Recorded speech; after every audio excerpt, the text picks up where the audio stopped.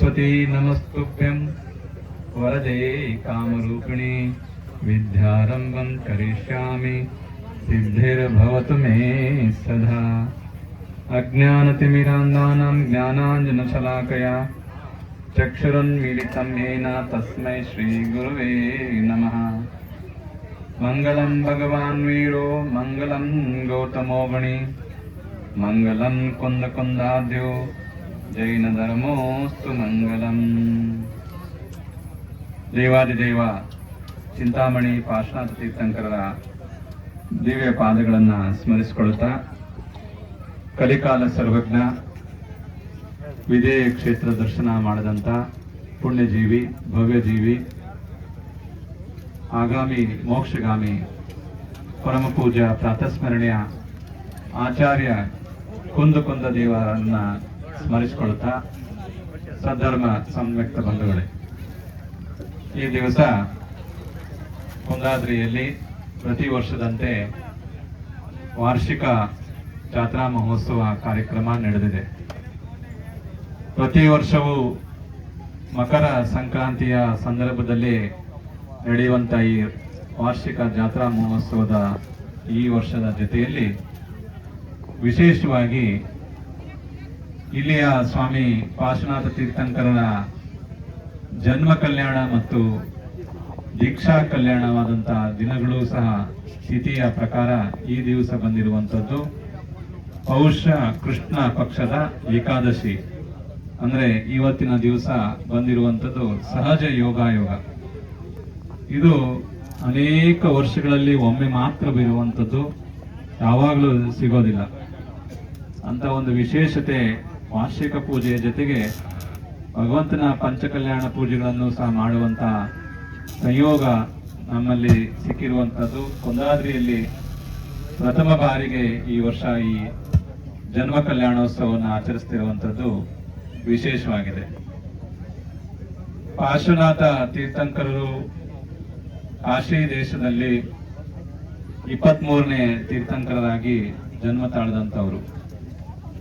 ಭಗವಾನ್ ಶ್ರೀ ಮಹಾವೀರ ಸ್ವಾಮಿಗಳಿಗಿಂತ 200 ವರ್ಷಗಳ ಹಿಂದೆ, ಅಂದ್ರೆ 2600 ವರ್ಷಗಳ ಹಿಂದೆ ಮಹಾವೀರ ಸ್ವಾಮಿಗಳ ಜನ್ಮ ಆಗಿತ್ತು. ಅದಕ್ಕಿಂತ ಹಿಂದೆ ಅಂತ ಹೇಳಿದ್ರೆ 2400-500 ವರ್ಷಗಳ ಹಿಂದೆ ಈ ಪಾರ್ಶ್ವನಾಥ ತೀರ್ಥ 600-800 ವರ್ಷಗಳ ಹಿಂದೆ ಪಾರ್ಶ್ವನಾಥ ತೀರ್ಥಂಕರರ ಜನ್ಮ ಕಾಶಿಯಲ್ಲಿ ಆಗಿತ್ತು. ಪಾರ್ಶ್ವನಾಥ ತೀರ್ಥಂಕರರು ನಮ್ಮ ಜೈನ ಧರ್ಮದಲ್ಲಿ ಅತ್ಯಂತ 24 ಜನ ತೀರ್ಥಂಕರರು ಸಹ ಸಮಾನರಾಗಿದ್ದು, ಎಲ್ಲರೂ ಕರ್ಮಗಳನ್ನು ಗೆದ್ದು ಮೋಕ್ಷಕ್ಕೆ ಹೋಗಿರುವವರಾಗಿದ್ದರು. ಅತಿ ಹೆಚ್ಚು ಪೂಜಿಸಲ್ಪಡುವಂತ, ಆರಾಧಿಸಲ್ಪಡುವಂತ ತೀರ್ಥಂಕರರಲ್ಲಿ ಪಾರ್ಶ್ವನಾಥ ತೀರ್ಥಂಕರರು ಹೆಚ್ಚಾಗಿದ್ದಾರೆ. ಕಾರಣ, ಭವಭವಗಳಲ್ಲಿ ಕಮಟನ ಉಪಸರ್ಗವನ್ನ ಸಹಿಸಿಕೊಂಡು 23ನೇ ತೀರ್ಥಂಕರರಾಗಿ ಹುಟ್ಟಿದ ಮೇಲೂ ಸಹ ಅವರು ಉಪಸರ್ಗವನ್ನ ಸಹಿಸಿ ತಪಸ್ಸಿನ ಮೂಲಕ ಕರ್ಮಗಳನ್ನ ಗೆದ್ದು ಮೋಕ್ಷಕ್ಕೆ ಹೋದರು ಅನ್ನುವಂಥದ್ದು ನಮ್ಮ ಗ್ರಂಥಗಳಲ್ಲಿ, ಶಾಸ್ತ್ರಗಳಲ್ಲಿ ಆಚಾರ್ಯರು ಹೇಳಿದ್ದಾರೆ. ಅವರು ಭವಭವಗಳಲ್ಲಿ ಉಪದ್ರವಗಳನ್ನ ಸಹಿಸಿದ ರೀತಿ ಬಹಳ ವಿಶೇಷವಾಗಿತ್ತು. ಯಾವುದೇ ಒಬ್ಬ ವ್ಯಕ್ತಿ ಪದೇ ಪದೇ ಉಪದ್ರವ ಕೊಡ್ತಾನೆ ಇದ್ದ ಅಂತ ಹೇಳಿದ್ರೆ ನಾವು ಯಾರಾದ್ರೂ ಅದರಿಂದ ತಪ್ಪಿಸ್ಕೊಳ್ಳಿಕ್ಕೆ ಪ್ರತಿಕ್ರಿಯೆ ಮಾಡೇ ಮಾಡ್ತೀವಿ. ನಾವು ತಿರುಗಿ ಅವನಿಗೆ ಬೈಬಹುದು, ಅಥವಾ ತಿರುಗಿ ಹೊಡಿಬಹುದು, ಅಥವಾ ಬೇರೆ ಏನಾದ್ರೂ ಉಪಾಯಗಳನ್ನ ಮಾಡಬಹುದು. ಆದ್ರೆ ಪಾರ್ಶ್ವನಾಥ ತೀರ್ಥಂಕರರು ಯಾವುದೇ ಭಾವದಲ್ಲಿ ಆ ಕಮಟನ ಜೀವ ಎಷ್ಟೇ ಉಪದ್ರವ ಕೊಟ್ಟರು 1ನೇ ಭಾವದಲ್ಲಿ ಅವನಿಗೆ ಸಮಾಧಾನ ಹೇಳಿ, ಉಪದೇಶ ಹೇಳಿ, ನೀನು ಮಾಡ್ತಿರೋದು ತಪ್ಪು ಅಂತ ಹೇಳಿ ಅವರು ಪ್ರಯತ್ನ ಪಟ್ಟರು ತಿದ್ದಲಿಕ್ಕೆ. ಆದ್ರೆ ಮರು ಭಾವದಲ್ಲಿ ಅದನ್ನೇ ಪ್ರವೃತ್ತಿಯನ್ನ ಮುಂದುವರಿಸಿದ ಆ ಕಮಟನ ಜೀವ ಯಾವತ್ತಿಗೂ ಸಹ ಪಾರ್ಶ್ವನಾಥ ತೀರ್ಥಂಕರರಿಗೆ ಉಪದ್ರವವನ್ನು ಕೊಡುವಂಥದ್ದನ್ನೇ ಹವ್ಯಾಸವಾಗಿಟ್ಕೊಂಡ. ಆವಾಗ ಪಾರ್ಶ್ವನಾಥ ತೀರ್ಥಂಕರರು ಒಂದು ನಿರ್ಣಯವನ್ನು ಮಾಡಿಕೊಂಡ್ರು. ಯಾರು ಬುದ್ಧಿವಂತಿಕೆಯನ್ನ ಬುದ್ಧಿತನವನ್ನು ಹೇಳಿದಾಗ ತಿದ್ದಿಕೊಳ್ತಾರೋ ಅವರಿಗೆ ಹೇಳಿ ಅವರನ್ನ ಪರಿವರ್ತನೆ ಮಾಡಬಹುದು. ಆದರೆ ಯಾರು ಮೂರ್ಖರಿರ್ತಾರೆ, ಅಜ್ಞಾನಿಗಳಿರ್ತಾರೆ, ಅವರಿಗೆ ಪದೇ ಪದೇ ಹೇಳೋದ್ರಿಂದ ನಮ್ಮ ಶಕ್ತಿ ಸಾಮರ್ಥ್ಯ ವ್ಯರ್ಥ ಆಗುತ್ತೆ ಅಂತ ಹೇಳಿ ಪಾರ್ಶ್ವನಾಥ ಸ್ವಾಮಿ ದೃಢ ನಿಶ್ಚಯವನ್ನು ಮಾಡಿಕೊಂಡ್ರು. ಈತ ತನ್ನ ಶಕ್ತಿ ಅಥವಾ ಬೇರೆ ಇನ್ನೇನೇ ಬಳಸಿ ನನಗೆ ಎಷ್ಟೇ ಉಪದ್ರವ ಕೊಟ್ಟರು ನಾನು ಅದನ್ನ ಗೆಲ್ಲುತ್ತೀನಿ, ಸಹಿಸ್ಕೊಳ್ತೀನಿ, ಇವನಿಗೆ ಮಾತ್ರ ಯಾವತ್ತೂ ನಾನು ಪ್ರತಿಕ್ರಿಯೆ ಮಾಡೋದಿಲ್ಲ ಅಂತ ಹೇಳಿ ಅವರು ತಮ್ಮ ಮೋಕ್ಷ ಮಾರ್ಗದ ಕಡೆಗೆ ನಿರ್ಣಯ ಮಾಡಿಕೊಂಡ್ರು. ಸಂಸಾರದಲ್ಲಿ ನಾವು ಅನೇಕ ಜನ ವಿಚಿತ್ರವಾದಂತ ಅನುಭವಗಳನ್ನ ಹೊಂದಿರ್ತೇವೆ. ಭಗವಂತನಿಗೆ ಬಂದ ಉಪದ್ರವಗಳನ್ನ ನೋಡಿದಾಗ ಒಮ್ಮೆ ನಾವು ಯೋಚನೆ ಮಾಡಿದಾಗ ಆ ರೀತಿ ಯಾವ ಉಪದ್ರವಗಳು ನಮ್ಗೆ ಇರೋದೇ ಇಲ್ಲ. ಸಾಮಾನ್ಯ ಚಿಂತೆಗಳಷ್ಟೇ. ಆ ಚಿಂತೆಗಳನ್ನ ದೂರ ಮಾಡಿಕೊಳ್ಳುವಂತ ಉಪಾಯಗಳು ಸಹ ನಮ್ಮಲ್ಲಿ ಇರುತ್ತವೆ. ಆದರೆ ಆ ಭಗವಂತನಿಗೆ ಬಂದಂತ ಉಪದ್ರವಗಳು ಕಲ್ಲು, ಬೆಂಕಿ, ಮಳೆ ಇತ್ಯಾದಿಗಳನ್ನ ಅವನು ಕಮಟ ಸುರಿಸಿದ. ಪ್ರತಿ ಭಾವದಲ್ಲಿ ಅವನಿಗೆ ಸಂಕಟವನ್ನು ಕೊಟ್ಟ. ಆದರೂ ಪಾರ್ಶ್ವನಾಥ ತೀರ್ಥಂಕರು ಯಾವುದೇ ಭಾವದಲ್ಲಿ ಪ್ರತಿಕ್ರಿಯೆಯನ್ನ ಮಾಡಲಿಲ್ಲ. ನಾವುಗಳು ತಿಳಿದುಕೊಳ್ಬೇಕಾದಂತಹ ವಿಚಾರ ಇಷ್ಟೇ, ನಮ್ಮ ಪರಿಸರದಲ್ಲಿ ನಮ್ಮ ಜೊತೆಗೆ ಬಂಧು ಬಾಂಧವರು ಇರ್ಬೋದು, ಮಿತ್ರರು ಇರ್ಬೋದು, ಬೇರೆ ಯಾರೇ ಇರ್ಬೋದು, ಯಾವುದೋ ಒಂದು ಸಂದರ್ಭದಲ್ಲಿ ನಮ್ಮ ಪರಸ್ಪರ ಒಂದು ಭಿನ್ನಾಭಿಪ್ರಾಯಗಳು ಬರುವಂಥದ್ದು ಸಹಜ. ಭಿನ್ನಾಭಿಪ್ರಾಯಗಳು ಬಂದಾಗ, ಮತಭೇದಗಳು ಬಂದಾಗ ನಾವು ಎಷ್ಟು ಸಾಧ್ಯ ಅಷ್ಟು ವಾಗ್ವಾದವನ್ನ ಮಾಡದೆ ಅದನ್ನ ಮಾತಿನ ಮೂಲಕವಾಗಿ ಬಗೆಹರಿಸಿಕೊಳ್ಳಲಿಕ್ಕೆ ಪ್ರಯತ್ನ ಪಡಬೇಕು. ನಾವು ನಮ್ಮ ಅಭಿಪ್ರಾಯವನ್ನ ಗೌರವದಿಂದ ಅವರಿಗೆ ಮನವರಿಕೆ ಮಾಡುವಂತ ಪ್ರಯತ್ನವನ್ನ ಪಡಬೇಕು.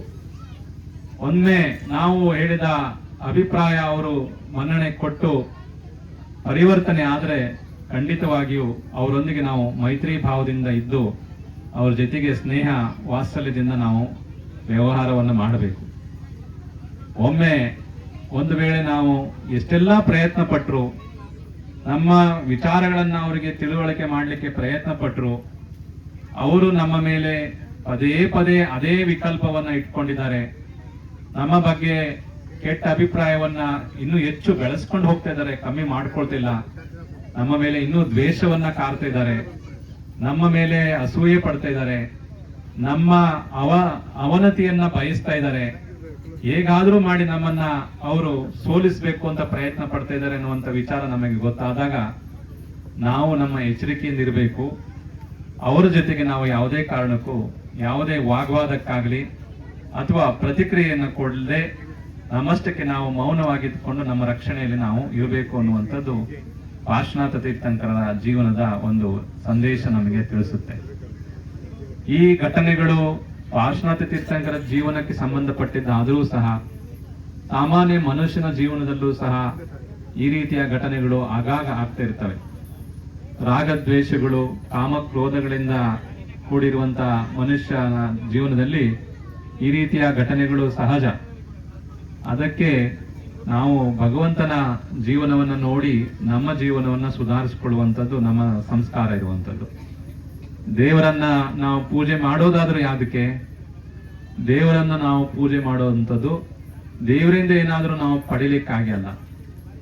ದೇವರಿಂದ ನಾವೇನಾದ್ರೂ ಶಕ್ತಿ ಅಥವಾ ಸಂಪತ್ತು, ವೈಭವ, ಒಡವೆ, ವಸ್ತ್ರ ಇತ್ಯಾದಿಯನ್ನ ಪಡೀಲಿಕ್ಕೋಸ್ಕರ ಭಗವಂತನನ್ನ ನಾವು ಪೂಜೆ ಮಾಡೋದಿಲ್ಲ.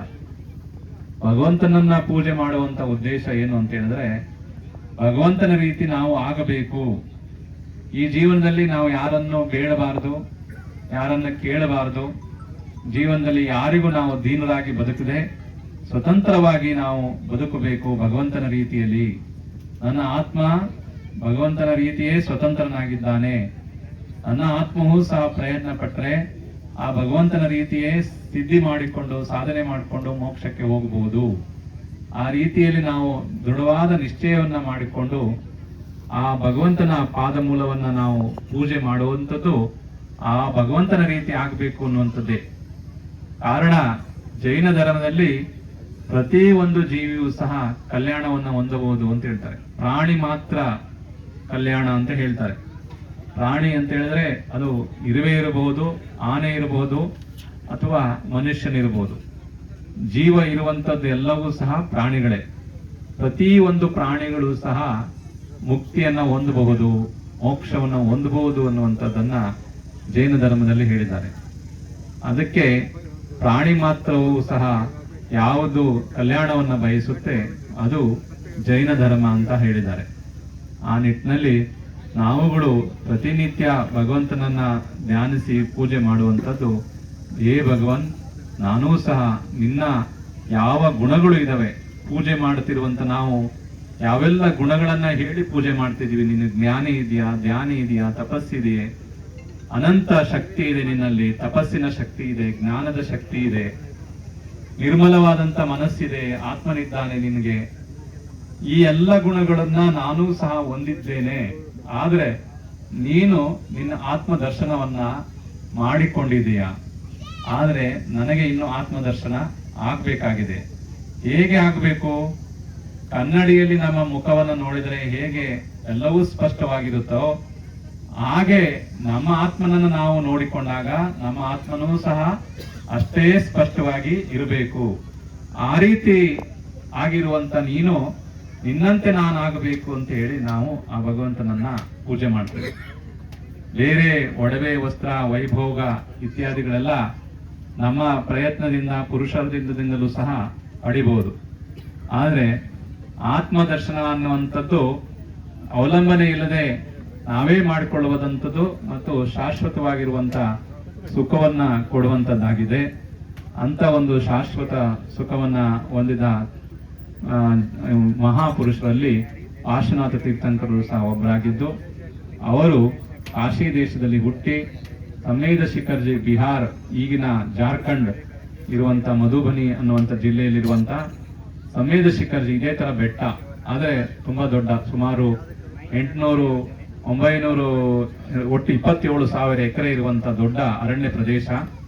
ಆ ಅರಣ್ಯ ಪ್ರದೇಶದಲ್ಲಿ ಮೇಲೆ ಭಾಗದಲ್ಲಿ ತುಟ್ಟ ತುದಿಯಲ್ಲಿ ನಮ್ಮ ಜೈನ ಧರ್ಮದ 24 ಜನ ತೀರ್ಥಂಕರರು ಶಾಶ್ವತವಾಗಿ ಅಲ್ಲಿ ಮೋಕ್ಷಕ್ಕೆ ಹೋಗ್ತಾರೆ ಅಂತ ಹೇಳಿದ್ದಾರೆ. ಅದರಲ್ಲಿ ಈಗಿನ ವರ್ತಮಾನ ಕಾಲದಲ್ಲಿ 20 ಜನ ತೀರ್ಥಂಕರರು ಅಲ್ಲಿ ಮೋಕ್ಷಕ್ಕೆ ಹೋಗಿದ್ದಾರೆ. ಅಂತ ಪವಿತ್ರ ಕ್ಷೇತ್ರದಲ್ಲಿ ಪಾರ್ಶ್ವನಾಥ ತೀರ್ಥಂಕರರು ಕೊನೆಗೆ ಅವರು ತಪಸ್ ಮಾಡಿ ಕರ್ಮವನ್ನ ಕಳೆದು ಜಿನನಾಗಿ ಮೋಕ್ಷ ಹೊಂದಿದರು ಅಂತ ಹೇಳಿ ಪುರಾಣಗಳಲ್ಲಿ ಹೇಳ್ತಾರೆ. ಈ ರೀತಿಯಾಗಿ ಅಂತ ಒಂದು ವ್ಯಕ್ತಿತ್ವದ ಪೂಜೆ ಇವತ್ತು ನಮ್ಮ ವಾರ್ಷಿಕ ಪೂಜೆಯ ನಿಮಿತ್ತವಾಗಿ ಜೊತೆಗೆ ಅವರ ಪಂಚಕಲ್ಯಾಣಗಳನ್ನು ಸಹ ಆರಾಧನೆ ಮಾಡುವಂತ ಸುಯೋಗ ನಮಗೆಲ್ಲ ಸಿಕ್ಕಿರುವಂಥದ್ದು ಬಹಳ ಇದು ಉತ್ತರಾಯಣ ಅಂದ್ರೆ ಪುಣ್ಯಕಾಲ ಅಂತಾರೆ. ಈ ಸಂಕ್ರಾಂತಿಯ ಸಮಯದಲ್ಲಿ ಸೂರ್ಯ ಪಥವನ್ನು ಬದಲಾಯಿಸ್ತಾನೆ ದಕ್ಷಿಣದಿಂದ ಉತ್ತರಕ್ಕೆ ಅಂತ ಹೇಳ್ತಾರೆ. ಆ ಪಥವನ್ನು ಬದಲಾಯಿಸುವ ಯಾವ ಸಮಯ ಇದೆ ಅದು ಪುಣ್ಯಕಾಲ ಅಂತ ಹೇಳ್ತಾರೆ. ಪುಣ್ಯಕಾಲ ಅಂತ ಹೇಳಿದ್ರೆ ಈ ಒಂದು ಬದಲಾವಣೆಯ ಸಂದರ್ಭದಲ್ಲಿ ನಾವು ಏನು ಸಂಕಲ್ಪವನ್ನ ಮಾಡ್ತೀವಿ, ನಾವು ಏನು ಮಾಡಬೇಕು, ಆ ಸಂಕಲ್ಪವನ್ನ ಈ ಸಮಯದಲ್ಲಿ ಮಾಡಿದ್ರೆ ಅದು ಸಿದ್ಧಿ ಆಗುತ್ತೆ, ಅದು ಯಶಸ್ಸು ಆಗುತ್ತೆ ಅಂತ ಹೇಳಿ ನಮ್ಮ ಪಂಚಾಂಗಗಳಲ್ಲಿ ಅಥವಾ ಋಷಿ ಮುನಿಗಳು, ಸಾಧಕರು ಹೇಳ್ತಾರೆ. ಅದಕ್ಕೆ ಇವತ್ತಿನ ದಿನಗಳಲ್ಲಿ ಅನೇಕ ಜನ ತೀರ್ಥಕ್ಷೇತ್ರಗಳಿಗೆ ಹೋಗಿ ಭಗವಂತನ ದರ್ಶನವನ್ನ ಮಾಡಿ ಭಗವಂತನ ಸಾನ್ನಿಧ್ಯದಲ್ಲಿ ಸಂಕಲ್ಪವನ್ನ ಮಾಡ್ತಾರೆ. ಹೊಸ ವರ್ಷ ನಮಗೆ ಹೊಸ ವರ್ಷ ಅಲ್ಲ, ಸಂಕ್ರಾಂತಿ ನಮಗೆ ಪ್ರಕೃತಿಯಲ್ಲಿ ಆದಂತ ಬದಲಾವಣೆಯ ಜೊತೆಗೆ ವರ್ಷ ಇಡೀ ನಾವು ಹೇಗೆ ನಮ್ಮ ಜೀವನವನ್ನ ಕಟ್ಕೊಳ್ಬೇಕು ಅನ್ನುವಂತ ಸಂಕಲ್ಪ ಈ ದಿವಸ ಆಗುತ್ತೆ. ನಮ್ಮ ದೇಶ ಕೃಷಿ ಪ್ರಧಾನವಾಗಿರುವಂತ ದೇಶ.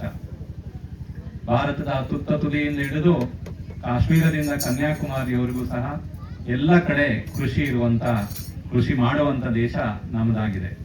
ಕೃಷಿ ಮುನಿಗಳ ಜೊತೆಗೆ ಕೃಷಿ ಮಾಡುವಂತ ದೇಶ ಅಂತ ಹೇಳಿದ್ರೆ ಅದು ನಮ್ಮ ಭಾರತ ದೇಶ. ಈ ದೇಶದಲ್ಲಿ ಪ್ರಕೃತಿಯ ಆರಾಧನೆ, ಪ್ರಕೃತಿಯ ಸೊಬಗನ್ನ ಪೂಜಿಸುವಂತ ಒಂದು ಪರಂಪರೆ ಅನಾದಿ ಕಾಲದಿಂದ ಇದೆ. ಇವತ್ತಿನ ಈ ಮಕರ ಸಂಕ್ರಾಂತಿ ಹಬ್ಬ ನಾವು ಬೇರೆ ಯಾವುದೋ ಒಂದು ದೇವರ ಆರಾಧನೆಗೆ ಸೀಮಿತವಾದಂತ ಹಬ್ಬ ಅಂತ ಹೇಳಿ ಪೂಜೆ ಮಾಡೋದಿಲ್ಲ. ಇದು ಯಾವುದೇ ದೇವರ ಒಂದು ಪೂಜೆಗೆ ಸಂಬಂಧಪಟ್ಟಂತ ಹಬ್ಬ ಅಲ್ಲ. ಯಾವುದು ರಾಮ ಕೃಷ್ಣ ತೀರ್ಥಂಕರ ಅಥವಾ ಯಾರಿಗೂ ಯಾವುದೇ ಒಂದು ದೇವರಿಗೆ ಸಂಬಂಧಪಟ್ಟ ಹಬ್ಬ ಅಲ್ಲ. ಇದು ಪ್ರಕೃತಿಗೆ ಸಂಬಂಧಪಟ್ಟಂತ ಹಬ್ಬ. ಯಾಕೆ? ನಾವು ಕೃಷಿಯನ್ನ ಬೆಳೆದಿದ್ದೀವಿ, ಕೃಷಿಯಿಂದ ಬಂದಂತ ಫಸಲು ಇವತ್ತಿನ ದಿನ ಎಲ್ಲ ಪೂಜೆ ಮಾಡ್ತಾರೆ. ಭತ್ತ ಇರಬಹುದು, ರಾಗಿ ಇರಬಹುದು, ಏನು ಅವರು ಭೂಮಿಯಲ್ಲಿ ಬೆಳೀತಾರೆ ಅದನ್ನ ಇವತ್ತು ಸುಗ್ಗಿ ಹಬ್ಬ ಅಂತ ಒಂದು ಕಡೆ ಇಟ್ಟು ದವಸ ಧಾನ್ಯಗಳನ್ನು ಇಟ್ಟು ಪೂಜೆ ಮಾಡ್ತಾರೆ. ವರ್ಷ ಇಡೀ ನಮಗೆ ಅನ್ನದ ಕಮ್ಮಿ ಆಗದಾಗಿ ರೀತಿಯಲ್ಲಿ ಇರಲಿ, ನಾವು ಭೂಮಿಯಲ್ಲಿ ಹಾಕುವ ಬೀಜ ಒಳ್ಳೆಯ ಫಲವತ್ತತೆಯನ್ನು ಕೊಡ್ಲಿ ಅನ್ನುವಂಥ ಭಾವನೆ ಇಟ್ಟು ಆ ಬೀಜಗಳನ್ನ, ಕೃಷಿಯ ವಸ್ತುಗಳನ್ನ ಪೂಜೆ ಮಾಡಿ ಗೌರವಿಸ್ತಾರೆ. ನಮ್ಮಲ್ಲಿ ಕರ್ನಾಟಕದಲ್ಲಿ ಮಕರ ಸಂಕ್ರಾಂತಿ ಹಬ್ಬ ಅಂತಾರೆ, ಕರ್ನಾಟಕದಲ್ಲೇ ಬೇರೆ ಬೇರೆ ಕಡೆ ಇದೆ ಹಬ್ಬನ ಭೋಗಿ ಹಬ್ಬ ಅಂತಾರೆ, ಬೇರೆ ರಾಜ್ಯಗಳಲ್ಲಿ ಸಹ ನಮ್ಮ ಪಕ್ಕದ ತಮಿಳುನಾಡಲ್ಲಿ ಪೊಂಗಲ್ ಅಂತಾರೆ, ಇನ್ನ ಉತ್ತರ ಭಾರತದಲ್ಲಿ ವಿಷ್ಣು ಪರ್ವ, ಇದು ಪೌಷ್ಯ ಪರ್ವ ಅಂತ ಹೇಳ್ತಾರೆ.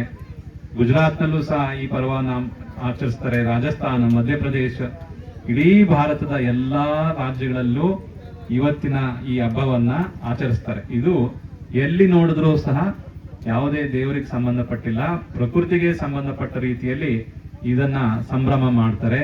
ಯಾಕೆ ಅಂತ ಹೇಳಿದ್ರೆ ಇವತ್ತು ಬದಲಾವಣೆ, ನಮ್ಮ ಪ್ರಕೃತಿಯಲ್ಲಿ ಬದಲಾವಣೆ ಆಗಿದೆ. ಇಷ್ಟು ದಿವಸ ನಾವು 2-3 ತಿಂಗಳು ಚಳಿಯಲ್ಲಿ ಇದ್ವಿ. ಇನ್ನು ಮುಂದೆ ಸೂರ್ಯ ಹೆಚ್ಚು ಪ್ರಕಾಶಮಾನ ಆಗ್ತಾನೆ, ಸೂರ್ಯನ ಶಾಖ ಹೆಚ್ಚಾಗ್ತಾ ಹೋಗುತ್ತೆ. ಇನ್ನ ನಮಗೆ ಚಳಿ ಅನ್ನುವಂಥದ್ದು ಜಡ್ತನ ಅನ್ನುವಂಥದ್ದು ಇದೆ ಶರೀರದಲ್ಲಿ, ಅದು ಕಮ್ಮಿ ಆಗ್ತಾ ಹೋಗುತ್ತೆ. ರಾತ್ರಿ ಕಮ್ಮಿ ಆಗಿ ಹಗಲು ಜಾಸ್ತಿ ಆಗುತ್ತೆ. ಹಾಗೆ ಈ ಉತ್ತರಾಯಣದ ಕಾಲದಲ್ಲಿ ನಾವು ಇದನ್ನ ನೋಡ್ತೇವೆ. ಅದಕ್ಕಾಗಿ ಈ ಪ್ರಕೃತಿ ಸಂಬಂಧಪಟ್ಟಂತ ಈ ಸಂಕ್ರಾಂತಿ ಹಬ್ಬವನ್ನ ಆಚರಿಸುವಂತದ್ದು. ಅದೇ ನಿಮಿತ್ತವಾಗಿ ನಮ್ಮಲ್ಲಿ ಈ ವಾರ್ಷಿಕ ಜಾತ್ರಾ ಕಾರ್ಯಕ್ರಮವನ್ನು ಸಹ ಅನೇಕ ವರ್ಷಗಳಿಂದ ಇಲ್ಲಿ ಆಗ್ತಾ ಬರ್ತಿದೆ. ಕುಂದಾದ್ರಿ ಒಂದು ದೇವಸ್ಥಾನ ಅಥವಾ ಈ ಸಂದರ್ಭದಲ್ಲಿ ಸಂಕ್ರಾಂತಿಗೆ ಸೀಮಿತವಾದಂತ ಒಂದು ಪ್ರದೇಶವಾಗಿದೆ ಅನ್ನುವಂಥದ್ದಲ್ಲ. ಇಲ್ಲಿ ಎಲ್ಲದಕ್ಕಿಂತ ಮಿಗಿಲಾಗಿ ಈ ಕ್ಷೇತ್ರದ ಒಂದು ಪವಿತ್ರತೆ ಬಂದಿದ್ದು, ಜಾಗೃತೆ ಬಂದಿದ್ದು ಇಲ್ಲಿ ಆಚಾರ್ಯ ಕುಂದ ಮುನಿಗಳು ಅನ್ನುವಂಥವರು ಸುಮಾರು 2000 ವರ್ಷಗಳ ಹಿಂದೆ ನಮ್ಮ ದೇಶದಲ್ಲಿ ಇದ್ರು. ಆಂಧ್ರ ಪ್ರದೇಶದ ಕೊನಗೊಂಡ್ಲ ಅಂತೇಳಿ, ಗುಂಟೂರು ಅಂತ ಏನ್ ಬರುತ್ತೆ, ಗುಂಟ್ಕಲ್, ಮಲ್ಲಾರಿ ಬಾರ್ಡರ್ ಆ ಪ್ರದೇಶದಲ್ಲಿ ಬರುತ್ತೆ. ಅಲ್ಲಿ ಕೊನಗಂಡ್ಲ ಅನ್ನುವಂಥ ಊರಲ್ಲಿ ಆ ಮುನಿಗಳು ಹುಟ್ಟಿದ್ದು.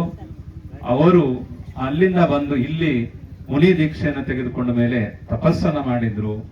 ತಪಸ್ಸನ್ನ ಮಾಡಿ ಅವರಿಗೆ ಶಾಸ್ತ್ರಗಳನ್ನ ಬರೆಯುವಾಗ, ಆಗಮವನ್ನು ಬರೆಯುವಾಗ ಕೆಲವೊಂದು ಸಂಶಯಗಳು ಉಂಟಾಯ್ತು. ಆ ಸಂಶಯವನ್ನ ದೂರ ಮಾಡಬೇಕು ಅಂತ ಹೇಳಿದ್ರೆ ಈ ಲೋಕದಲ್ಲಿ ಅಂದ್ರೆ ಮನುಷ್ಯರಲ್ಲಿ ಯಾರೂ ಆ ಸಂಶಯ ದೂರ ಮಾಡುವಂತ ಸಾಮರ್ಥ್ಯ ಇರಲಿಲ್ಲ. ಅದಕ್ಕೆ ಅವರಿಗೆ ಗೊತ್ತಿತ್ತು, ಇಲ್ಲಿ ನಮ್ಮ ಯಾವುದೇ ದೇಶದ ಯಾವುದೇ ಭಾಗದಲ್ಲಿ ಆ ಸಂಶಯ ದೂರ ಮಾಡೋರು ಯಾರು ಇಲ್ಲ. ಹಾಗೆ ಸಂಶಯ ದೂರ ಮಾಡುವಂತ ಸಾಮರ್ಥ್ಯ ಇರುವಂತ ತೀರ್ಥಂಕರರು ಇಲ್ಲಿ ಇಲ್ಲ. ಆ ತೀರ್ಥಂಕರು ಇರುವಂತದ್ದು ಎಲ್ಲಿ ಅಂತ ಹೇಳಿದ್ರೆ ಅದು ವಿದೇಹ ಕ್ಷೇತ್ರದಲ್ಲಿ ಅನ್ನುವಂಥದ್ದು ತಿಳ್ಕೊಂಡು ನಾನು ಅಲ್ಲಿ ಹೋಗಬೇಕು. ಹಾಗೆ ಹೋಗ್ಲಿಕ್ಕೆ ಸಾಧ್ಯ ಇಲ್ಲ, ನಡೆದು ಹೋಗ್ಲಿಕ್ಕೆ ಸಾಧ್ಯ ಇಲ್ಲ. ಏನ್ ಮಾಡಬೇಕು ಅನ್ನುವಂಥದ್ದನ್ನ ಅವರು ವಿಚಾರ ಮಾಡಿ ಅವರು ಇಲ್ಲಿ ಈ ಪ್ರದೇಶಕ್ಕೆ ಬರ್ತಾರೆ. ಈ ಪ್ರದೇಶಕ್ಕೆ ಬಂದು ಇಲ್ಲಿ ಅವರು ತಪಸ್ಸನ್ನು ಮಾಡ್ತಾರೆ. ಆ ತಪಸ್ಸಿನ ಮೂಲಕವಾಗಿ ಅವರು ಶಕ್ತಿಯನ್ನ ಗಳಿಸ್ತಾರೆ. ಕೊನೆಗೆ ಅವರು ತಿಳ್ಕೊಳ್ತಾರೆ ಮಾರ್ಗವನ್ನ. ಹಾಗೆ ನಾನು ಈ ಕಾಲದಲ್ಲಿ ಆಕಾಶ ಮಾರ್ಗದಲ್ಲಿ ಹೋಗ್ತೀನಿ ಅಂದ್ರೆ ಆಗೋದಿಲ್ಲ, ಏನಾದ್ರೂ ಒಂದು ಸಿದ್ಧಿ ವಿದ್ಯೆಯನ್ನ ಸಂಪಾದನೆ ಮಾಡ್ಕೋಬೇಕು ಅಂತ ಹೇಳಿ ಆಚಾರ್ಯ ಕುಂದ ಸ್ವಾಮಿಗಳು ಇಲ್ಲಿ ಇದ್ದಂತ ರಸೌಷಧಿಗಳು ಏನು ಈಗಿನ ಕುಂದಾದ್ರಿ ಬೆಟ್ಟದಲ್ಲಿ ನಾವು 100 ಎಕರೆಯಲ್ಲಿರುವಂತಹ ಅರಣ್ಯ ಪ್ರದೇಶವನ್ನು ನೋಡ್ತೀವಿ. ಇಷ್ಟು ಅಮೂಲ್ಯವಾದಂತ ಅರಣ್ಯ ಪ್ರದೇಶ. ಒಂದು ಕಾಲದಲ್ಲಿ ಇದಕ್ಕಿಂತಲೂ ಇನ್ನೂ ಹೆಚ್ಚಿನ ಅರಣ್ಯ ಇತ್ತು. ಇಲ್ಲಿ ಅನೇಕ ಜೀವ ವೈವಿಧ್ಯವಾದಂತ ಗಿಡ ಮರಗಳಿದ್ವು, ವನಸ್ಪತಿ ಕಾಯಕಗಳಿದ್ವು. ಅವುಗಳನ್ನೆಲ್ಲ ಅವರು ಅಧ್ಯಯನ ಮಾಡಿ ಅದರಿಂದ ರಸವಿದ್ಯೆಯನ್ನ ಪ್ರಾಪ್ತಿ ಮಾಡಿಕೊಳ್ತಾರೆ. ರಸವನ್ನ ತಯಾರಿ ಮಾಡಿ ಅದರಿಂದ ವಿದ್ಯೆಯನ್ನ ಸಿದ್ಧಿ ಮಾಡ್ಕೊಳ್ತಾರೆ. ಆಮೇಲೆ ಅವರು ತಮ್ಮ ಪಾದಕ್ಕೆ ಆ ರಸವನ್ನ ಹಚ್ಚಿಕೊಂಡು ತಪಸ್ಸನ್ನ ಮಾಡುವ ಮೂಲಕವಾಗಿ ಆಕಾಶ ಮಾರ್ಗದಲ್ಲಿ ವಿದೇಹ ಕ್ಷೇತ್ರಕ್ಕೆ ಹೋಗ್ತಾರೆ. ವಿದೇಹ ಕ್ಷೇತ್ರಕ್ಕೆ ಹೋಗಿ ಅಲ್ಲಿ ಎಲ್ಲ ಎತ್ತರದ ಜನ, ಅಲ್ಲೆಲ್ಲ 500 ಧನಸ್ಸು ಅಂದ್ರೆ 2000 3000 ಅಡಿ ಹತ್ರ ಇರೋ ಜನ ಇದ್ದಾರೆ. ಅಲ್ಲಿಗೆ ಇವರು 5 ಅಡಿ ಇದ್ದಂತ ಚಿಕ್ಕ ಮುನಿಗಳು, ಅವ್ರ ಮುಂದೆ ಏನೂ ಅಲ್ಲ, ಅವ್ರ ಒಂದು ಬೆರಳು ಉದ್ದನೂ ಇರ್ಲಿಲ್ಲ ಇವರು. ಹಾಗೆ ಆ ಸಂವತ್ಸರಕ್ಕೆ ಹೋದಾಗ ಎಲ್ಲರೂ ನೋಡ್ತಾರೆ, ಇವ್ರು ಯಾರು ಏಲಕ್ಕಿ ತರ ಕಾಣ್ತಿರೋ ಮನುಷ್ಯ ಇಲ್ಲಿಗೆ ಬಂದಿದ್ದಾರೆ, ಏಲಕ್ಕಿ ತರ ಇದ್ದಾರೆ, ಯಾರು ಯಾರು ಅಂತೇಳಿ ಎಲ್ಲ ಅಲ್ಲಿ ಜನ ವಿದೇಹ ಕ್ಷೇತ್ರದಲ್ಲಿ ನೋಡ್ತಾರೆ. ಇವ್ರು ಯಾರಪ್ಪ, ನಾವೆಲ್ಲ ಇಷ್ಟು ಉದ್ದ ಬೆಳೆದಿದ್ವಿ, ನಾವು ನೋಡಿದ್ರೆ ನಮ್ ಬೆರಳಿಗೆ ಸಮಾನ ಇಲ್ಲ, ಆ ತರದ ಮನುಷ್ಯ ಇಲ್ಲಿಗೆ ಹೆಂಗೆ ಬಂದವು, ಹೇಗೆ ಬರಕ್ ಸಾಧ್ಯ ಅಂತ ಹೇಳಿ ಎಲ್ಲ ವಿಚಾರ ಮಾಡ್ತಾರೆ. ಕೊನೆಗೆ ಮುನಿಗಳು ಅವ್ರು ಹೇಳ್ತಾರೆ, ನಾನು ಸ್ವಾಮಿಯ ದರ್ಶನ ಮಾಡ್ಲಿಕ್ಕೆ ಬಂದಿದ್ದೀನಿ, ಸೀಮಂದರ ಸ್ವಾಮಿ ದರ್ಶನ ಮಾಡ್ಲಿಕ್ಕೆ ಬಂದಿದ್ದು, ನಾನು ಮನುಷ್ಯ ಲೋಕದವನು, ನನಗೆ ಹಾಗೆ ಬರ್ಲಿಕ್ಕೆ ಸಾಧ್ಯ ಇಲ್ಲ ಅಂತ ಹೇಳಿ ನಾನು ಸಿದ್ಧಿ ಮಾಡಿಕೊಂಡು, ರಸವಿದ್ಯೆಯನ್ನ ಸಿದ್ಧಿ ಮಾಡಿಕೊಂಡು ಅದರ ಮೂಲಕವಾಗಿ ಭಗವಂತನ ದರ್ಶನ ಮಾಡಲೇಬೇಕು ಅಂತ ಹೇಳಿ ನಾನು ಉತ್ಕಟ ಇಚ್ಛೆಯಿಂದ ನಾನು ಇಲ್ಲಿ ಬಂದಿದ್ದೇನೆ, ನನಗೆ ಅವರ ದರ್ಶನ ಲಾಭ ಆಗಬೇಕು ಅಂತ ಹೇಳಿದಾಗ ಅವ್ರನ್ನ ಸಮವಸ್ರಣಕ್ಕೆ ಪ್ರವೇಶ ಮಾಡಿಸ್ತಾರೆ. ಅವಾಗ ಅಲ್ಲಿ ಸಮವಸ್ರಣದಲ್ಲಿ ಹೋದ ಮೇಲೆ ಕೇವಲ ಅವರು ಯಾರನ್ನೂ ಪ್ರಶ್ನೆ ಕೇಳೋದಿಲ್ಲ, ಯಾರಿಗೂ ಏನು ಅಂತ ಹೇಳೋದಿಲ್ಲ. ಆ ಭಗವಂತನ ದರ್ಶನ ಮಾಡಿದ ತಕ್ಷಣವೇ ಅವರಿಗೆ ಏನು ಸಂಶಯಗಳಿದ್ವೋ ಆ ಎಲ್ಲ ಸಂಶಯಗಳು ದೂರ ಆಗ್ತವೆ. ಅಲ್ಲಿ ನಿರಂತರವಾದಂತ ಪ್ರಶ್ನೋತ್ತರಿ ನಡೀತಿರುತ್ತೆ, ಗಣಧರ ಪರಮೇಷ್ಠಿಗಳು ಉತ್ತರವನ್ನ ಕೊಡ್ತಾ ಇರ್ತಾರೆ. ಆ ಸಮವಸ್ರಣದಲ್ಲಿ ಅವರು ಕುಳಿತ ತಕ್ಷಣ ಅವರಿಗೆ ಬೇಕಾಗಿದ್ದಂತ ವಿಚಾರಗಳ ಎಲ್ಲ ಸಂಶಯಗಳು ದೂರ ಆಗುತ್ತೆ. ಆ ನಂತರ ಅವರು ಅಲ್ಲಿಂದ ಪುನಃ ಈ ಕುಂದಾದ್ರಿ ಪ್ರದೇಶಕ್ಕೆ ಬಂದು ಸಮಯ ಪ್ರಾಭೃತ ಅಂದ್ರೆ ಸಮಯ ಸಾರ ಅಂತ ಹೇಳ್ತಾರೆ. ಸಮಯ ಅಂತ ಹೇಳಿದ್ರೆ ಸಾಮಾನ್ಯ ಅರ್ಥದಲ್ಲಿ ಅದು ಟೈಮ್, ಗಳಿಗೆ, ಕಾಲ ಅಂತ ಹೇಳ್ತಾರೆ. ಆದ್ರೆ ಆಧ್ಯಾತ್ಮಿಕ ಭಾಷೆಯಲ್ಲಿ, ಧಾರ್ಮಿಕ ಭಾಷೆಯಲ್ಲಿ ಸಮಯ ಅಂತ ಹೇಳಿದ್ರೆ ಆತ್ಮ ಅಂತ ಹೇಳ್ತಾರೆ. ಹಾಗಾಗಿ ಈ ಆತ್ಮನ ಕಲ್ಯಾಣಕ್ಕಾಗಿ, ಆತ್ಮನ ಉದ್ಧಾರಕ್ಕಾಗಿ ಬೇಕಾಗಿರುವಂತ ಸಾರ ಅಂಶ ಯಾವುದು ಅನ್ನುವಂಥದ್ದನ್ನ ಅವರು ಆ ಗ್ರಂಥದಲ್ಲಿ ಹೇಳ್ತಾ ಹೋಗ್ತಾರೆ. ನಾವೆಲ್ಲರೂ ಮನುಷ್ಯರೇ, ಎಲ್ಲರೂ ಜೀವಿಗಳೇ, ಎಲ್ಲರೂ ಇದ್ದೇವೆ. ಆದ್ರೆ ನಾವು ಏನಾದರೂ ಸಂಸಾರದಲ್ಲಿ ಯಾವುದೇ ಒಂದು ಧರ್ಮವನ್ನ, ತತ್ವವನ್ನ ಆಚರಿಸಬಹುದು. ನಾವು ಯಾರೇ ಇರ್ಬೋದು, ಯಾವ ಜೈನ ಧರ್ಮದಲ್ಲಿರ್ಬೋದು, ಹಿಂದೂ ಧರ್ಮದಲ್ಲಿರ್ಬೋದು, ಇನ್ನಿತರ ಧರ್ಮ ಅನ್ನುವಂತ ನಾವು ಆಚರಣೆ ಮಾಡುವಂತ ವಿಚಾರವನ್ನ ಹೇಳ್ಬೋದು. ಆದ್ರೆ ನಮ್ಮ ಅಂತರಂಗದಲ್ಲಿರುವಂತ ಆತ್ಮ ಯಾರಿದ್ದಾನೆ, ಆತ್ಮ ಪರಮಾತ್ಮನಾಗಬೇಕು. ಪರಮಾತ್ಮ ಅವನು ಮುಕ್ತಿಯನ್ನ, ಪರಮಾತ್ಮ ಸ್ಥಿತಿಯಿಂದ ಮುಕ್ತಿಯನ್ನ ಹೊಂದಬೇಕು ಅಂತ ಹೇಳಿದ್ರೆ ಅವನಿಗೆ ಈ ಸಂಸಾರದಲ್ಲಿ ಮೊದಲು ವಾಸ್ತವವನ್ನ, ಸತ್ಯವನ್ನ ತಿಳಿದುಕೊಳ್ಬೇಕು. ಎಲ್ಲಿವರೆಗೂ ಸಂಸಾರದ ಸತ್ಯವನ್ನ ತಿಳಿದುಕೊಳ್ಳೋದಿಲ್ಲ ಅಲ್ಲಿಯವರೆಗೆ ಯಾವುದೇ ಜೀವಿಯು ಸಹ ಮೋಕ್ಷವನ್ನ ಹೊಂದೋದಿಲ್ಲ ಅನ್ನುವಂಥದ್ದು ಹೇಳಿದ್ರು. ಆ ವಾಸ್ತವ ಸತ್ಯ ಏನಂತ ಹೇಳಿದ್ರೆ, ನಾವು, ನೀವು, ಎಲ್ಲರೂ, ಪ್ರಾಣಿಗಳು, ಪಕ್ಷಿಗಳು, ಎಲ್ಲರೂ ನಾವೇನ್ ಹೇಳ್ಕೊಳ್ತೀವಿ, ಈ ಶರೀರ ಏನಿದೆ, ಈ ಶರೀರವೇ ನಾವು, ಈ ಶರೀರ ಏನಿದೆ ಇದು ನಾವು, ಇದಕ್ಕೇನಾದ್ರೂ ನಮಗೆ ದುಃಖ ಆಗತ್ತೆ, ಇದನ್ನ ನಾವು ಚೆನ್ನಾಗಿ ನೋಡ್ಕೋಬೇಕು ಅನ್ನುವಂತ ಭಾವನೆ ನಮಗ್ ಬರುತ್ತೆ. ನಾವು ಆತ್ಮ ಯಾರು ಅಂತ ಹೇಳಿದ್ರೆ ಈ ಶರೀರನೇ ನಾವು ಆತ್ಮ ಅನ್ಕೊಳ್ತೀವಿ.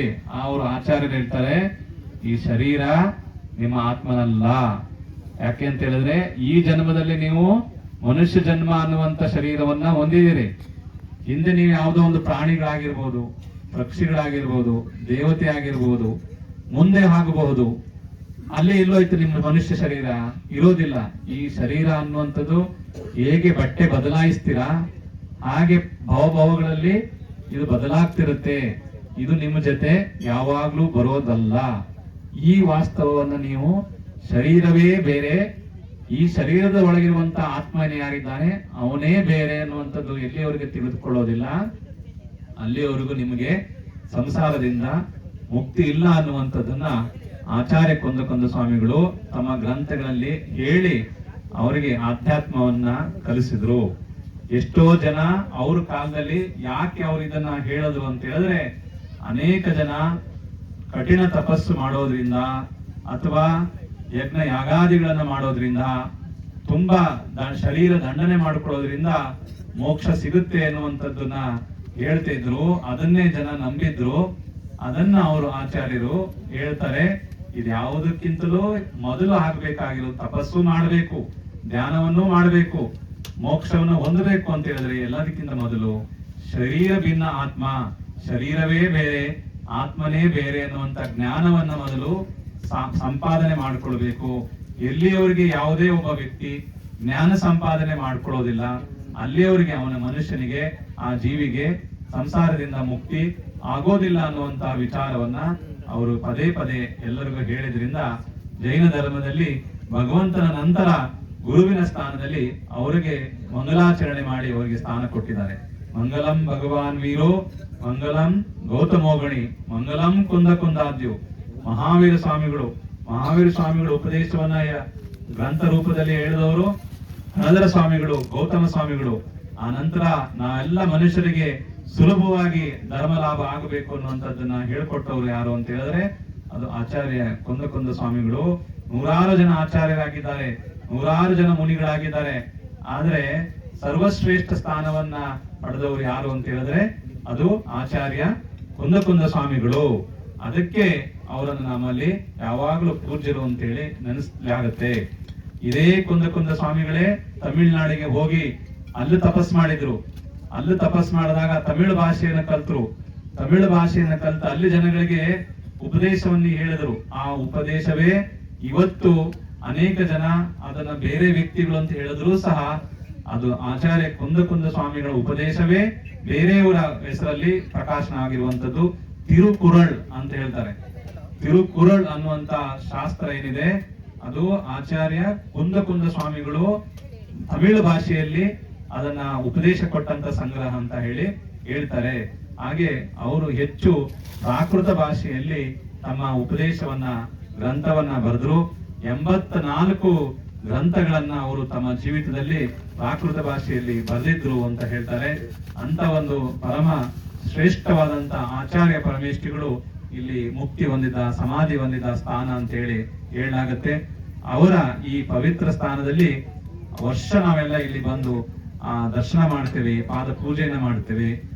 ಮತ್ತೆ ಇಲ್ಲಿ ಊರಿನ ಸುತ್ತಮುತ್ತ ಎಲ್ಲ ಜನರು ಭಗವಂತನ ದರ್ಶನಕ್ಕೆ ಬಂದು ಕೈ ಮುಗಿದು ಹಣ್ಣು ಕಾಯಿ ಪೂಜೆಯನ್ನ ಮಾಡಿಸ್ಕೊಂಡು ಹೋಗ್ತಾರೆ.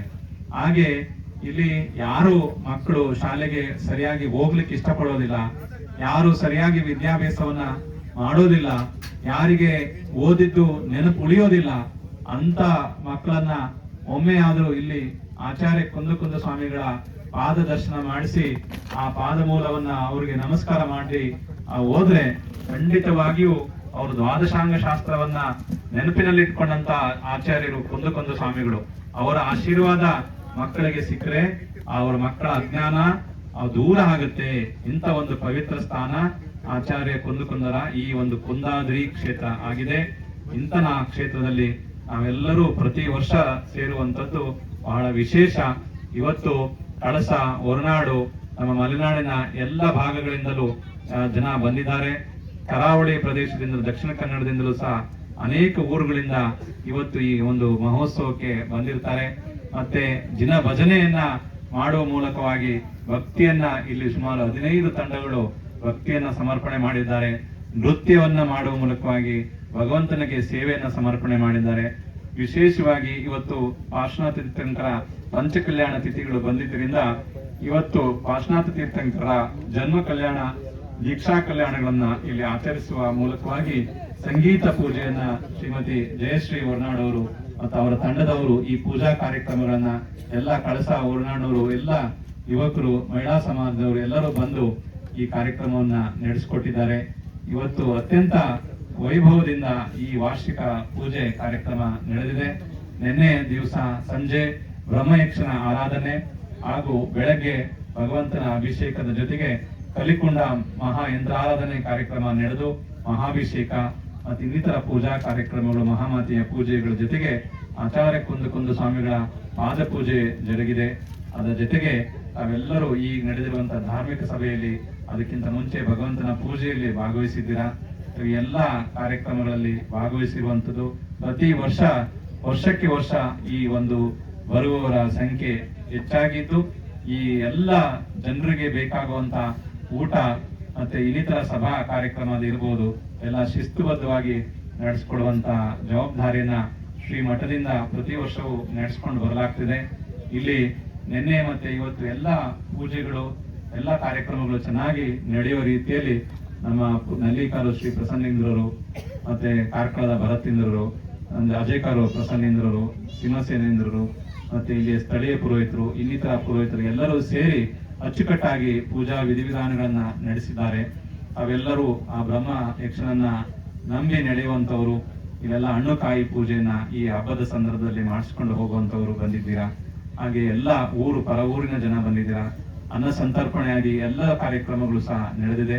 ವಿಶೇಷವಾಗಿ ನಮ್ಮ ತೀರ್ಥಹಳ್ಳಿಯ ಶ್ರೀ ಡಾಕ್ಟರ್ ಜೀವೇಂದ್ರ ಜೈನ್ ಅವರು ವಿಶೇಷವಾಗಿ ಪ್ರತಿ ವರ್ಷ ಒಂದು ತಿಂಗಳ ಮುಂಚೆಯೇ ಇಲ್ಲಿ ಕಾರ್ಯಕ್ರಮದ ಬಗ್ಗೆ ತಯಾರಿಯನ್ನ ನಡೆಸಿಕೊಂಡು ರಸ್ತೆ ಮಾರ್ಗ ಇರ್ಬೋದು, ವಿದ್ಯುತ್ ಸಂಪರ್ಕ ಇರ್ಬೋದು, ಶಾಮಿಯಾನ, ಅಭಿಷೇಕ ಪೂಜೆ ಇತ್ಯಾದಿ ಎಲ್ಲ ವ್ಯವಸ್ಥೆಗಳನ್ನ ಅಚ್ಚುಕಟ್ಟಾಗಿ ಪ್ರತಿ ವರ್ಷವೂ ನಡೆಸ್ಕೊಂಡು ಬರ್ತಾ ಇದ್ದಾರೆ.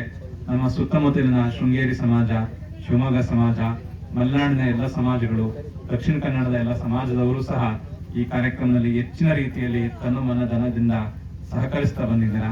9 ದಿನದಲ್ಲೂ ಸಹ ಎಲ್ಲ ಕಾರ್ಯಕರ್ತರು, ವಿದ್ಯಾರ್ಥಿಗಳು ಬಂದು ಈ ಕಾರ್ಯಕ್ರಮವನ್ನ ತಯಾರು ಮಾಡಿದ್ದೀರಾ.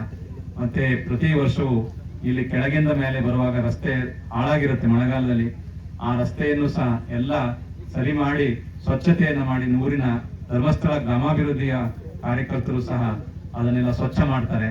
ಹಾಗೆ ಎಲ್ಲ ಇನ್ನೂ ಅನೇಕ ಊರಿನ ಜನರು ರಸ್ತೆಯನ್ನ ಸರಿ ಮಾಡಿ ಬರುವ ಹೋಗುವವರಿಗೆಲ್ಲರಿಗೂ ಸರಿಯಾಗುವ ರೀತಿ ಮಾಡಿರ್ತಾರೆ. ಈಗಾಗಲೇ ಕರ್ನಾಟಕ ಸರ್ಕಾರ PWD ಇಲಾಖೆಗೆ ಈ ರಸ್ತೆಯನ್ನ ಕೆಳಗಿನಿಂದ ಇಲ್ಲಿವರೆಗೆ ಸುಮಾರು 5 ಕಿಲೋಮೀಟರ್ ವ್ಯಾಪ್ತಿಯ ಈ ರಸ್ತೆಯನ್ನ ಸಂಪೂರ್ಣ ಕಾಂಕ್ರೀಟ್ ರಸ್ತೆ ಮಾಡಿಸ್ಕೊಡ್ಬೇಕು ಅಂತೇಳಿ ನಾವು ಕಳೆದ ಅನೇಕ ತಿಂಗಳ ಹಿಂದೆ ಅವರಿಗೆ ನಿವೇದನೆ ಮಾಡಲಾಗಿದೆ. ಅದು ಆದಷ್ಟು ಬೇಗನೆ ಮಾಡಿಕೊಡ್ಬೇಕು ಅನ್ನುವಂಥದ್ದನ್ನು ಸಹ ತಿಳಿಸಿದ್ವಿ. ಅದು ನಿರೀಕ್ಷೆ ಇದೆ. ಆದಷ್ಟು ಬೇಗ ಆ ಕಾರ್ಯ ಆದ್ರೆ ಇಲ್ಲಿಗೆ ಬರುವ ಹೋಗುವಂತ ಎಲ್ಲ ಯಾತ್ರಿಕರಿಗೆ ಬಹಳ ಅನುಕೂಲ ಆಗುತ್ತೆ. ಯಾಕೆಂದ್ರೆ ಮಳೆಗಾಲದಲ್ಲಿ ಎಂತ ರಸ್ತೆ ಇದ್ರೂ ಇಲ್ಲಿ ಕೊಚ್ಚಿ ಹೋಗುತ್ತೆ. ಅದಕ್ಕೆ ಕಾಂಕ್ರೀಟ್ ರಸ್ತೆಯನ್ನ ಮಾಡಿಸ್ಕೊಡ್ಬೇಕು ಅಂತ ಹೇಳಿ ಅವರಿಗೆ ಹೇಳಲಾಗಿದೆ. ಅದರ ಒಂದು ನಿರೀಕ್ಷೆಯಲ್ಲಿ ಇದ್ದೀವಿ. ಈಗಾಗಲೇ ಈ ಕಾರ್ಯಕ್ರಮದ ಮುಂಚೆ ಮಾಜಿ ಶಾಸಕರಾದಂತಹ ಶ್ರೀ ಕಿಮ್ಮನೆ ರತ್ನಾಕರ್ ಅವರು ಬಂದು ಹೋದ್ರು. ಅವರಿಗೂ ಸಹ ಈ ವಿಚಾರವನ್ನ ಮನವರಿಕೆ ಮಾಡಲಾಗಿದೆ. ಶಾಸಕರಾದಂತಹ ಶ್ರೀ ಆರ್ಗ ಜ್ಞಾನೇಂದ್ರ ಅವರಿಗೂ ಸಹ ಮನವರಿಕೆ ಮಾಡಲಾಗಿದೆ. ಜಿಲ್ಲಾಡಳಿತಕ್ಕೆ ಎಲ್ಲರಿಗೂ ಸಹ ತಿಳಿಸಿದೆ. ಇಲ್ಲಿ ಗ್ರಾಮ ಪಂಚಾಯತಿಯವರು ಸಹ ಬಹಳಷ್ಟು ಆ ಕಾರ್ಯ ಆಗ್ಬೇಕು ಅನ್ನುವಂತ ನಿರೀಕ್ಷೆಯಲ್ಲಿ ಇದ್ದಾರೆ.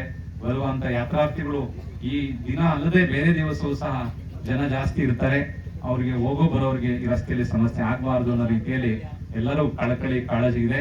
ಆ ನಿಟ್ಟಿನಲ್ಲಿ ಆದಷ್ಟು ಬೇಗ ಆ ಒಂದು ಕಾರ್ಯ ಆಗಲಿ ಅಂತೇಳಿ ಮುಂದಿನ ದಿನದಲ್ಲಿ ಇವತ್ತು ಆಗಲೇ ಅದರ ಚರ್ಚೆ ನಡೆದಿದೆ. ಆಗಲೇ ನಾವು ಅದರ ಒಂದು ಸಮೀಕ್ಷೆ ಮಾಡಿ ಒಂದು ಹಂತಕ್ಕೆ ನಿರ್ಣಯವನ್ನು ತೆಗೆದುಕೊಳ್ಳಲಾಗಿದೆ. ಈ ಬೆಟ್ಟದ ಮೇಲೆ ಆಚಾರ್ಯ ಕುಂದಕೊಂಡ ಸ್ವಾಮಿಗಳ ಒಂದು ಶಾಶ್ವತವಾದಂತಹ ಒಂದು ಸ್ಮಾರಕ ಇರಬೇಕು. ಅವರ ಇಲ್ಲಿ ಒಂದು ಸ್ಮಾರಕ ಯಾವಾಗಲೂ ಬಂದ ಎಲ್ಲರಿಗೂ ನೋಡಬೇಕು. ಯಾಕೆಂದ್ರೆ ಎಲ್ಲೂ ಸಹ ಭಾರತದಲ್ಲಿ ಆಚಾರ್ಯ ಕುಂದಕೊಂಡರ ಸ್ಮಾರಕ ಇಲ್ಲ. ಅದು ಇಲ್ಲಿ, ಯಾಕೆಂದ್ರೆ ಅವ್ರು ಇಲ್ಲಿ ತಪಸ್ ಮಾಡಿ ಮುಕ್ತಿ ಹೊಂದಂತ ಸ್ಥಳ. ಇಂಥ ಸ್ಥಳದಲ್ಲಿ ಅವರ ಹೆಸರಲ್ಲಿ ಅವರ ಎಲ್ಲ ಗ್ರಂಥಗಳ ಒಂದು ಅಧ್ಯಯನ ಕೇಂದ್ರ ಮತ್ತು ಅವರ ಒಂದು ಸ್ಮಾರಕ ಇಲ್ಲಿ ಮಾಡಬೇಕು ಅನ್ನುವಂಥದ್ದು ಸಂಕಲ್ಪ ಇದೆ. ಆದಷ್ಟು ಬೇಗನೆ ಕೆಲವೊಂದು ಕೆಲಸಗಳು ಆಗ್ಬೇಕಾಗಿದೆ. ತಾಂತ್ರಿಕವಾದಂತ ಕೆಲಸ ಕಾರ್ಯಗಳು, ಆ ಎಲ್ಲ ಕೆಲಸ ಆದ ತಕ್ಷಣ ಇಲ್ಲಿ ಆ ಸ್ಮಾರಕದ ರಚನೆ ಮಾಡಲಾಗುವುದು. ಹಾಗೆ ಯಾಕೆಂದ್ರೆ ಇಲ್ಲಿ ನಮ್ಮ 66 ವರ್ಷದ ಹಿಂದೆ ಇಲ್ಲೇ ಗುರುಕುಲ ನಡೀತಿತ್ತು. ಇಲ್ಲೇ ವಿದ್ಯಾರ್ಥಿಗಳು ಸುಮಾರು 60-70 ಜನ ವಿದ್ಯಾರ್ಥಿಗಳು ಗುರುಕುಲದಿಂದ ಬಂದು ಇಲ್ಲಿ ತಿಂಗಳುಗಟ್ಟಲೆ ಇದ್ದು ಆಶ್ರಮ ನಡೆಸ್ತಿದ್ರು ಅಂತ ನಮಗೆ ಗೊತ್ತಿದೆ. ಇಲ್ಲಿ ಹೆಸರಲ್ಲೇ ಆಚಾರ್ಯ ಕುಂದಕುಂದ ವಿದ್ಯಾಪೀಠ ಅನ್ನುವಂತ ಬ್ರಹ್ಮಚರ್ಯ ಆಶ್ರಮ ಗುರುಕುಲವನ್ನು ಸಹ ತೆರೆಯಲಾಗಿತ್ತು. ಕಾರಣಾಂತರಗಳಿಂದ ಇಲ್ಲಿ ಪ್ರಾಣಿಗಳು, ಕ್ರೂರ ಪ್ರಾಣಿಗಳೆಲ್ಲ ಆಗಿನ ಕಾಲದಲ್ಲಿ ಹುಲಿ, ಸಿಂಹಗಳೆಲ್ಲ ಇದ್ದುದರಿಂದ ಇಲ್ಲಿ ಕಷ್ಟ ಆಗತ್ತೆ ಅಂತೇಳಿ ಕೊನೆಗೆ ಮಕ್ಕಳ ಆಶ್ರಮವನ್ನ ಹೊಂಬುಜಕ್ಕೆ ಸ್ಥಾನಾಂತರ ಮಾಡಲಾಗಿತ್ತು. ಈಗ ಅಲ್ಲಿ ಆ ಗುರುಕುಲ ನಡೆಯುತ್ತೆ. ಅಂದ್ರೆ ಇಲ್ಲಿ ಏನಾದ್ರೂ ಒಂದು ಶಾಶ್ವತವಾಗಿ ಗುರುಕುಲ ಅಧ್ಯಯನ ನಡೆಯುವಂತ ವ್ಯವಸ್ಥೆ ಇತ್ತು ಅನ್ನುವಂಥದ್ದನ್ನ ಹಿಂದೆ ನಮಗೆ ತೋರಿಸ್ಕೊಟ್ಟಿದ್ದಾರೆ. ಅದಕ್ಕೆ ಅಧ್ಯಯನಕ್ಕೆ ಸಂಬಂಧಪಟ್ಟಂತ ಅವರ ಆಚಾರ್ಯರ ಗ್ರಂಥಗಳ ಅಧ್ಯಯನ ಆಗುವಂತ ಒಂದು ಏನಾದ್ರೂ ಕೇಂದ್ರವನ್ನು ಸ್ಥಾಪಿಸಿ ಅವರ ಶಾಶ್ವತವಾದಂತ ವಿಚಾರಗಳು, ಅವರ ಗ್ರಂಥದ ರಕ್ಷಣೆ ಇಲ್ಲಿ ಮಾಡಬೇಕು ಅನ್ನುವಂತ ಭಾವನೆ ಇದೆ. ಅವರ ಆಶೀರ್ವಾದವನ್ನು ಬೇಡ್ತಾ ಮತ್ತೊಮ್ಮೆ ಎಲ್ಲ ಸಮಾಜ ಬಂಧುಗಳಿಗೂ ಸಹ ಭಗವಂತನ ಆಶೀರ್ವಾದಗಳು. ಮಕರ ಸಂಕ್ರಾಂತಿ ಹಬ್ಬದ ಶುಭಾಶಯಗಳು ಎಲ್ಲರಿಗೂ. ಮತ್ತೆ ಬಂದಿರುವಂತ ಎಲ್ಲ ಪೊಲೀಸ್ ಇಲಾಖೆ ಮತ್ತೆ ಅರಣ್ಯ ಇಲಾಖೆ ಸಿಬ್ಬಂದಿಗಳು, ಹಾಗೆ ಪಂಚಾಯಿತಿಯ ಸಂಬಂಧಿತ ಪಂಡಿತ ಎಲ್ಲ ಸದಸ್ಯರು, ಇಲಾಖೆಯವರು, ಮತ್ತೆ ಇನ್ನೂ ಅನೇಕ ಜನರು ತಮ್ಮೆಲ್ಲರ ಸಮಯವನ್ನ ಈ ಜಾತ್ರಾ ಮಹೋತ್ಸವಕ್ಕೆ ಕೊಟ್ಟಿದ್ದೀರಾ. ಅವರೆಲ್ಲರಿಗೂ ಸಹ ಭಗವಂತನ ಆಶೀರ್ವಾದ ಪ್ರಾಪ್ತಿಯಾಗಲಿ ಅಂತ ಹೇಳ್ತಾ, ಮತ್ತೆ ಇವತ್ತು ಸಂಗೀತ ಕಾರ್ಯಕ್ರಮ ನಡೆಸಿಕೊಟ್ಟವ್ರಿಗೆ ಶ್ರೀ ಜಯಶ್ರೀ ಹೊರ್ನಾಡ್ ಅವ್ರಿಗೂ ಮತ್ತು ಅವರ ತಂಡದವರಿಗೂ, ಮತ್ತೆ ಇಲ್ಲಿ ಶಾಮಿಯಾನ ಇನ್ನಿತರ ಎಲ್ಲ ಕಾರ್ಯಗಳನ್ನ ನಡೆಸಿಕೊಟ್ಟು ಯಶಸ್ವಿ ಮಾಡಿದಿರ ನಮ್ಮ ಎಲ್ಲ ಕಾರ್ಯಕರ್ತರು, ಅವರಿಗೂ ಸಹ ಆ ಭಗವಂತನ ಆಶೀರ್ವಾದ ಪ್ರಾಪ್ತಿಯಾಗಲಿ. ಯಾವಾಗಲೂ ಇಲ್ಲೇ ಇದ್ದು ಮಳೆ ಬರಲಿ, ಚಳಿ ಇರಲಿ, ಗಾಳಿ ಬರಲಿ, ಬೈಕ್ ಇರಲಿ, ಹಾಗೆ ನಡೆದು ಬರೋದಾದ್ರೂ ನಮ್ಮ ಇಲ್ಲಿಯ ಶಾಂತಿನಾಥ್ ಪುರೋಹಿತರು ಅವ್ರು ಯಾವಾಗಲೂ ಆ ಭಗವಂತನ ಪಾದ ಮೂಲದಲ್ಲಿ ಎಂತ ಕಷ್ಟ ಬಂದರೂ ಆ ಸೇವೆಯನ್ನು ಬಿಡದೆ ನಿರಂತರವಾಗಿ 24 ತಾಸು ಆ ಭಗವಂತನ ನಂಬಿ ಇದ್ದಾರೆ. ಅವ್ರಿಗೂ ಸಹ ಒಳ್ಳೆಯ ಆರೋಗ್ಯ, ಆಯುಷ್ಯ ಭಗವಂತನ ದಯಪಾಲಿಸ್ಲಿ ಅಂತ ಪ್ರಾರ್ಥಿಸಿ, ನಮ್ಮೆಲ್ಲರಿಗೂ ಸಹ ಈ ಹೊಸ ವರ್ಷ 2026 ಎಲ್ಲರ ಜೀವನದಲ್ಲಿ ಉತ್ತಮವಾದಂತ ಯಶಸ್ಸು, ಕೀರ್ತಿ, ಆರೋಗ್ಯ ಲಾಭ ಎಲ್ಲವೂ ಸಹ ಪ್ರಾಪ್ತಿಯಾಗಲಿ ಅಂತೇಳಿ ಭಗವಂತನಲ್ಲಿ ಪ್ರಾರ್ಥಿಸಿ ಮಾತುಗಳಿಗೆ ವಿರಾಮವನ್ನು ಕೊಡ್ತೇವೆ.